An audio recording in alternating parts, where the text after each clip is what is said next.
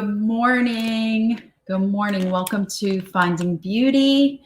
Good morning, everybody. Welcome to Finding Beauty. This week, I'm doing a really fun series and into next week on different time periods in American history when it comes to beauty and fashion. So today we're going to focus on the 1930s.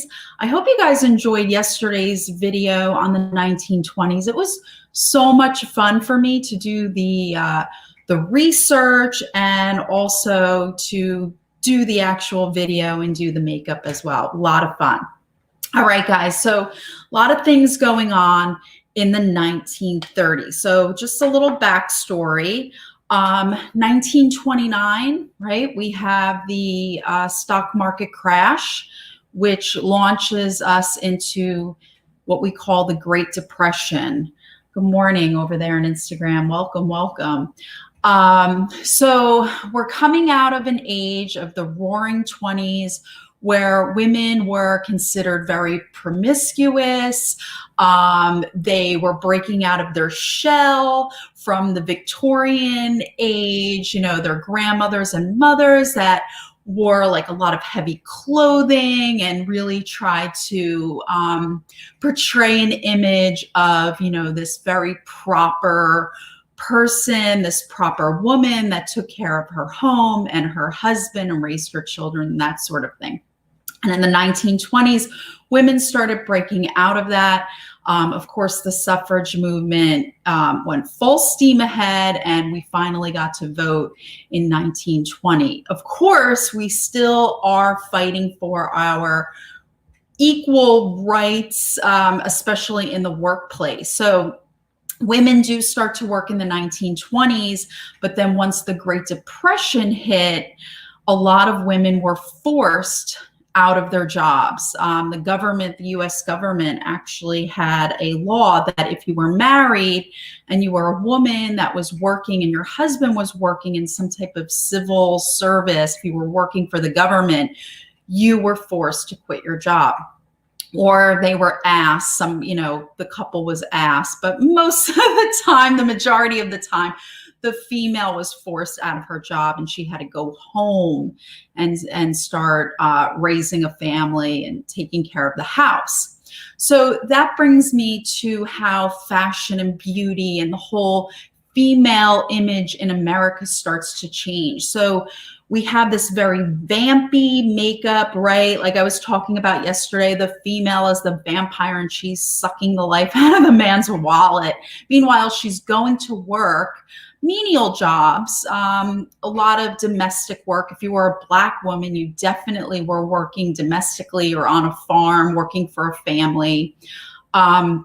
White women, we were still doing those domestic types of jobs, hard labor as well, but we also had more opportunity working in factories, working in sewing, mostly sewing, nursing, teaching, that sort of thing, women's work.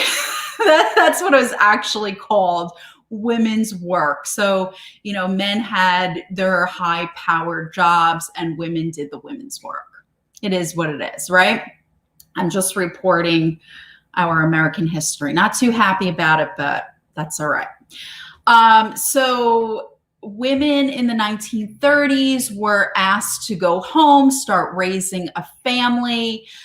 And if you watch movies from vaudeville all the way through the 20s into the 30s, you'll notice the change in the hair and the makeup. And yesterday, I tried to emulate this bob, the short haircut.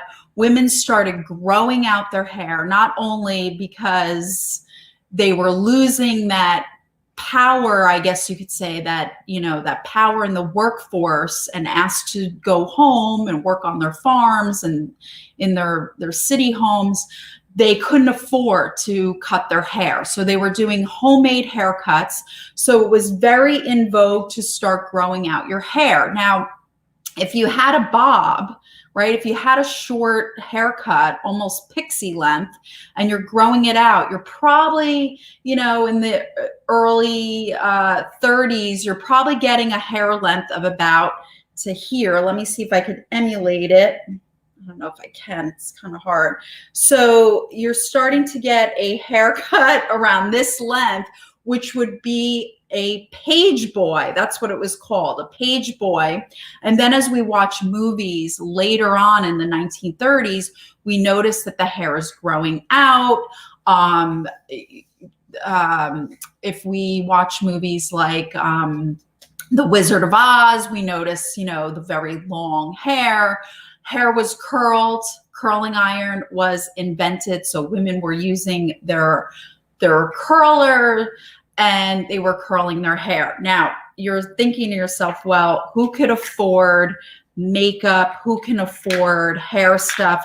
Whatever you had left from the 1920s and you carried over into the 30s. That's why 20s and 30s, when it comes to hair in the beginning of the 30s and makeup, it is very much the same. So you have women that are still wearing the light color powder. They're wearing the very thin eyeliner in the 30s. I just realized I forgot a sponge.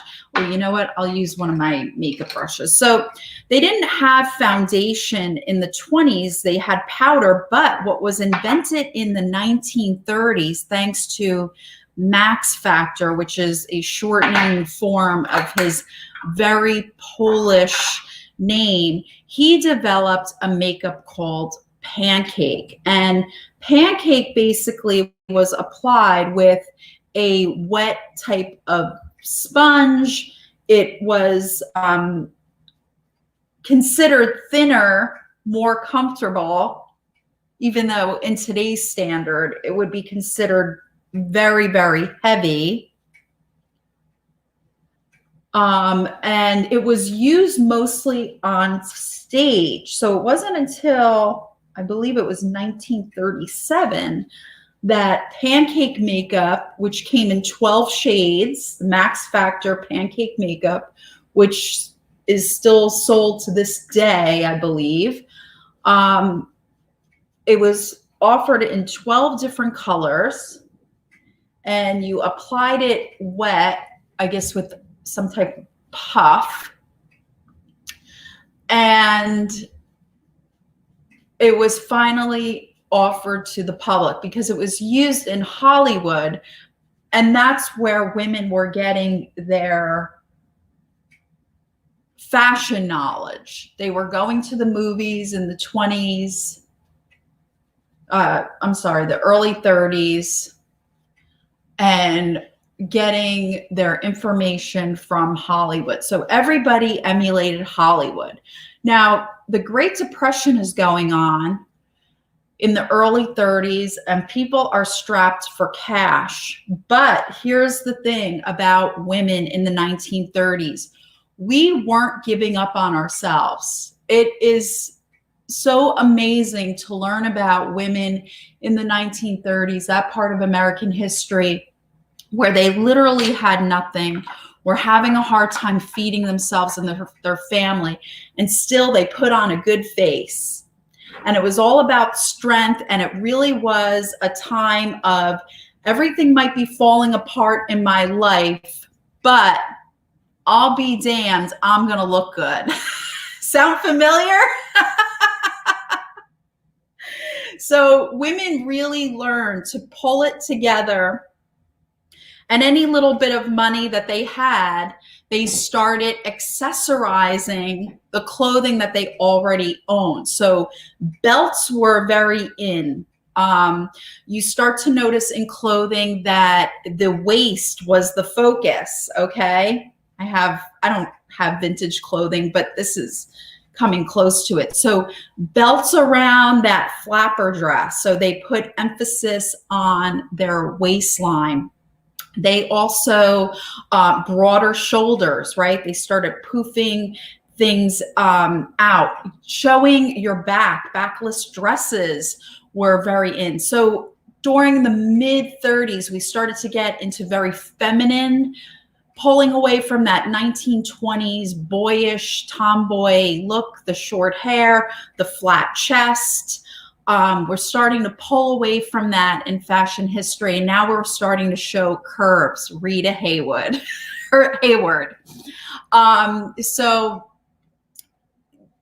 It's really fun if you're into movies of the 1930s to see things change. Fluffy, puffy clothing. Dorothy from The Wizard of Oz, you'll notice that, the dress that she wears is very fitted around the waist. They want to show her waistline. Skinny is still in, girls. Skinny is still in. They are pushing weight loss in Hollywood. They are pushing wider shoulders, backless dress, show your chest, longer dresses. So the length of the skirt, yes, it went up in the 20s, but now it's back down in the 30s. So the pendulum, as anything in design, is swinging. So it was over here with the with the boyish look, and now we're swinging it over into the feminine, and women are home with their man and they're no longer working. So their attitude is, very feminine. And this look of everything is together, the world is falling apart. Within the mid-30s, late 30s, we're into a recession, right? So we're really trying to pull our act together. Women that did work, I'm going to start doing that very thin. Again, they use the same eyeliner as their pencil, and it was still rounded. Although towards the end of the 1930s, pencil was a little softer. Brows were groomed if you were younger. And you had a little bit more in the front, just a tad. But if you look at movies from the early 30s, they still had super, super thin brows because they still came from that era of theater, silent film, vaudeville. And they really believed that, the eyebrow was a source of expression. They used the kohl liner. Look at these movies. You'll even see the guys having these dark brows on, the eyeliner on also, and even lipstick you'll see in the movies as well. It's pretty cool. You'll see the guys have really dark lips. So again, this would be more of like, I don't know, intermediate mid-30s, where it's getting a little thicker, but it's still that rounded, thin, very thin pencil look. My throat. Okay, same colors with eyeshadow are pretty much available. Now we have this rivalry now entering the cosmetic industry between Elizabeth Arden, who came from Canada, and then we also have Helena Rubinstein, who came from Poland, moved to Australia, moved to Europe, and then finally into the United States, where the cosmetic business really started taking off, and new colors and new preparations, especially for skincare, was being developed. And this was the first time that women really started hearing about aging. It was like taboo, sound familiar? These women were, Mongols. They wanted mongrels. Did I say that wrong? Mongrels? Titans. There we go. They wanted to sell you their products. So it was really interesting history about how they would make up facts about the skin, which they knew nothing about. Helena Rubinstein tried to look like a scientist. She wasn't. She was just concocting things in her own kitchen. She did go to a laboratory and went on a tour, and she wore this white coat. Hey, Clinique. And and try to look very scientific, where all she did was walk through the factory and went on a tour. But the pictures of her, the photographs of her look like, you know, she was some skincare expert, some type of scientist. So this is where the whole myth of, you know, science and beauty entering, and she really capitalized on that. She really pushed, you know, telling women that you know, looking older is taboo. You want to fight aging. So she made millions and millions of dollars pushing this new trend, the same as Elizabeth Arden as well. So we still have limited amount of foundation colors. We still have, when it comes to eyeshadow, again, women are still using what they have. They've got the black, the blue, the green, the purple. But here's the technique with the eye. They went lighter. They went more feminine. Now we start to see women in movies that look like they have like very little eyeshadow on, just the eyeliner and the lashes. A new color was introduced, not only in eyeshadow, makeup, but also in fashion. It's a color that we haven't seen, and it was the color pink, and it was all the rave. If you wore pink, you had money, because it was the latest fashion color, and it was super, super new. So I'm going to use some pink eyeshadow, and again, they would use their fingers. I don't know if they had shadow brushes then. I didn't really see any of that yet, but I could be wrong. If you guys know if they had eyeshadow brushes in the 30s, maybe not in the early 30s, maybe in the later 30s. I'm not sure. So, you know, the eyeshadow actually was very controlled, and it was very, very soft.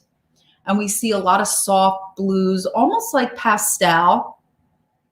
Sometimes no shadow at all. And a little trick that the actresses use in Hollywood to give their eyeshadow this beautiful sheen, because cream shadows were actually invented. That was something new. But if you didn't have cream shadows and you wanted that effect, you used a product called Vaseline, which was discovered, invented in the 1800s, but now it was all the rave because it had all of this medicinal qualities about it. There were so many claims about Vaseline. It was like you could use it for everything. I don't have any Vaseline, so I'm just going to take some of this lip balm. And the women would take their Vaseline. Let's see if this works. I've never tried this before. And they would go over, oh yes it does, their eyeshadow, and it would give this beautiful shiny look. And we notice this in movies. We notice this in photographs of women of the 30s. When their eyes are closed, you see this beautiful sheen over their eyelid. Did I just mess up the brow? Yes, I did. And that was another thing that they talked about, was women who were just practicing and learning. And remember, you know, makeup, actually the word makeup didn't exist. Max Factor was the one that coined it in the 30s. It was cosmetics. Okay. And then makeup would be considered, you know, someone in the theater. And then he really coined the phrase makeup. So there were no makeup, you know, artists like we know today, right? There were very, very few people in the industry. So there was no one to learn from. So women in the 20s and 30s, they were at home figuring this out themselves. They had their magazines, their newspapers, their ads. Basically, you would look at an ad. Most of the ads were drawn, right? The pictures were drawn, and you would mimic. You would go to the movie theater and you look at these women, and you would go home and you would try to figure it out. So they were saying, like, women that played around with a lot of Vaseline made a lot of messes, and it definitely, Vaseline drips and makes a mess. And I can't even imagine when I put the eyeliner on and the mascara, what kind of mess I'm going to make. So eyeliner, again, on the top, they carry that over from the 20s. So I'm going to take that same pencil because they owned one, and they had that eyeliner on top. They got away from that vamp look, that dark Egyptian kohl look on the eye. Again, women are at home. They're more feminine. They're catering to men. If they are working, which most likely they're forced to give up their jobs, or it's looked down upon, even other women in the 30s. If you were a married woman and you were working and you got away with it, it was sinful. Other women were attacking you. They would picket, how dare you take a job from my husband? How dare you take a job from a single woman? So there was a lot of discrimination against married women working in the workforce. Sound familiar? These are issues, girls, that we are still dealing with today. So I'm really happy to bring this up. I was thinking, I'm like, I should have saved this series for March for Women's National Women's Month, right? We have a month for everything. So anyway, yeah, a lot of people look down upon married women that were working. How dare you? You are taking the food out of children from single parents and from fathers that don't have jobs. But if you were, that hustler, or, a little bit of, I don't want to say sneaky, but you were determined. You were, you didn't care what the rules were. You knew deep in your heart that it doesn't matter. If you want to work, you want to work. And that was another thing in the 30s that women were really looked down upon. It wasn't the fact that you were working because you wanted to. It was because you had to. You had to provide. Of course, you don't have dreams of, and aspirations. That was looked down upon. You were working only because you had to. Oh, Lisa's here. Hey, Lisa. What does she say? I used a finger even in the 70s. Brushes were for the very wealthy. Wow, thank you. I'm so glad you're part of this discussion. Yeah, totally. Lisa, I would love for you to be on. We got to talk about that. I would love for you to be on for these because you have a big interest and you have a big history. Love too. Yeah, brushes were for the very wealthy. I believe it. I mean, even to this day, brushes are expensive, right? So, and also she writes, no one cared about single moms. Even that was sinful. Yes. Yeah. So we really were fighting for our rights in the 30s, but still focused on being put together. Gosh, wow, it's so amazing to be a female. I'm so proud to be a woman as I'm talking more about this. Oh, I'm getting teary-eyed. Don't do that because the Vaseline or the chapstick's going to run, Dawn. So women in the 1930s, if you were working, it was, very sinful that you were doing that. How dare you? And if you had a little bit of money, a little bit of pocket money, and you were spending it on a lipstick or, a little bit of makeup, or God forbid, I don't know, did your hair, it was really looked down upon. In fact, there was a phrase called pin money, pin money. So you were working, if you were a woman, for pin money. And basically pin means like a pin, like an embellishment. So like because accessories were really big in the 30s. Costume jewelry was created for the first time because you only wore real stuff before that, but now we have like fake jewelry. So if you were buying things to embellish your outfit, it was called pin money. And there was someone that had said that, women would fight back and say, listen, I'm not going to give up my lipstick, and they're talking to men. If I'm going to have to give up my lipstick and my accessories, then men, guys, you're going to have to give up your beer and your tickets to the baseball game. How about that? right? So men weren't willing to give up their little luxuries, but women were looked down upon. How dare you do anything extra for yourself? Sound a little familiar? Anyway, all right, so no liner on the bottom. We're getting away from that vampy, over-sexualized female. We want to look more feminine and angelic and innocent. We're now back to, almost the victim character in movies. So no liner on the bottom, but we use a lot of mascara. Yesterday, I did a strip lash. They used that cake mascara, which was really, really thick. I don't have any of that, but I did use it. I mean, I remember using that as a child, as a teenager, because I was in the theater as an actress for many, many, many years as a child and teenager. And I know that we use pancake makeup and we use the cake mascara. Oh, that pancake makeup, that was some heavy duty makeup.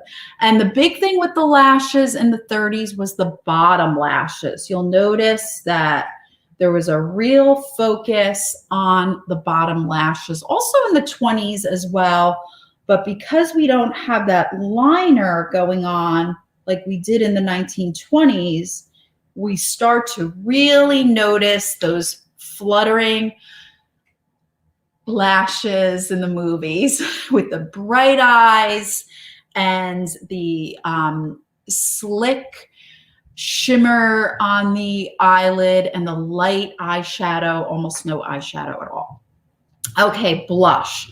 Still using that pink blush, still using those same colors, except we're not going to do this whole big round cheek. We really want to focus on being skinny and very feminine.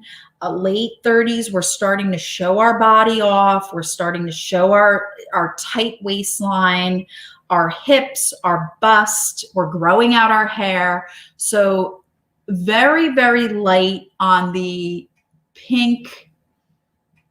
It was in the cheeky area, in the front of the cheek area, kind of like right under the eye, almost like a triangular feel. So very, very light, minimal amount. Sorry, Instagram. Right in the cheek and just super light and innocent, almost to the point where you can't even say it. Lip. Lip was signature. The shape changed. We went from that bee sting lip, that very tight pucker, that kabuki, that Japanese tight lip, to an overdrawn top lip and a smaller bottom. In fact, some people use two colors to create that. Now, I'm going to mix some color because, yes, red was still the color. Classic red was the lip color of the 30s as well. But we have some movement, some change with the red. We're starting to get into red oranges a little bit. And the maroon red was very, very popular. So this red that I'm using, it's really, really too dark. So I thought, let me mix it. I'm going to mix it with this red. And they did use a lip brush or just the lipstick. I mean, Hollywood, they use the lip brush, but women at home, you achieve this with your lipstick. You overdrew.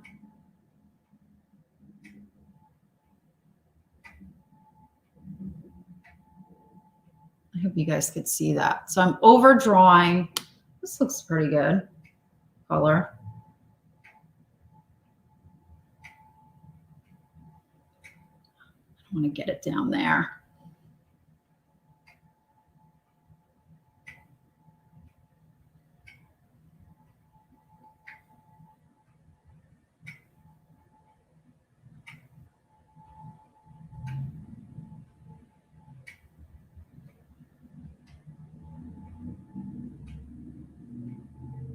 Sorry, I wish I could talk while doing this, but you just can't. And then the bottom lip,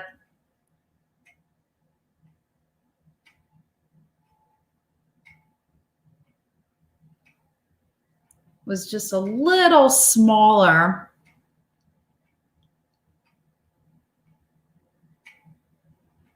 than the top lip. So it was a total 360, a total change from that 1920s. We really wanted to show off our lip and break away from that teeny tiny bee stung lip shape.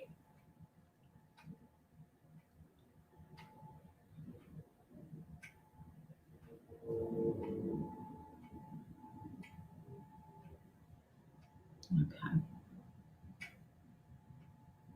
Sorry, guys. Believe it or not, I'm trying to do this as fast as I can, but as accurate.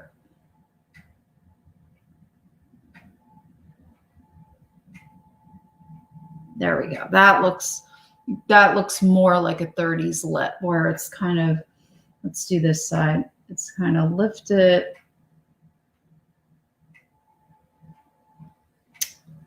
Instagram is such a pain.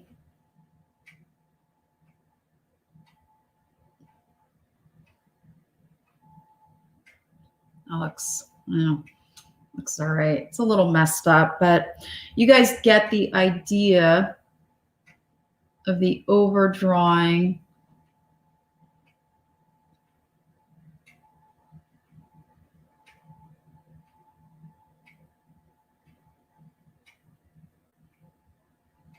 And then the smaller lip on the bottom. There we go. So it looks a little off, but all right. So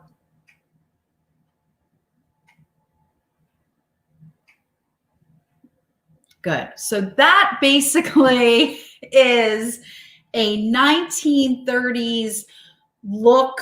The hair, again, women were growing out their hair. They had a little bit of a wave, that traditional finger wave. They were getting away from that. They were using pin curls, and then they were also using the curling iron. Hair was a little shorter than mine then. But as we got to the end of the 30s, you saw women with long hair as well, and they would have, again, the waist focused, and I think it looks pretty good. You know, if I was on set and I was doing an actress, obviously I would take more time with this. But overall, I think I gave myself a good 1930s look. Well, guys, I hope you enjoyed today. I hope you enjoyed the American history lesson as well. A lot of fun. Tomorrow we're going to do the 40s. Oh boy, we get out of the 30s, enter World War II. Lot of conflict in the world. And boy, oh boy, was our fashion and beauty once again affected and changed by world events. Have a wonderful day, guys. Thank you so much. This was so much fun. I really love creating this type of video. I'll see you girls tomorrow, or guys tomorrow at 9 a.m. Also tonight, I'll be on Girls Gone Green. Not looking like this though. I'll be on Girls Gone Green for the halftime snack time report. It's a female sports show. I am their sidekick. I've been doing this since the summer, September, something like that, where I actually do a cooking segment. It's a lot of fun. So a lot of healthy, fun recipes, some not so healthy, but that's okay. It's football, right? So we're going to talk all things Super Bowl tonight, and that's at 8 o'clock. You can find it on Girls Gone Green on Facebook. All right, guys, have a beautiful day. Mwah. Namaste. Thank you so much for watching. See you tomorrow.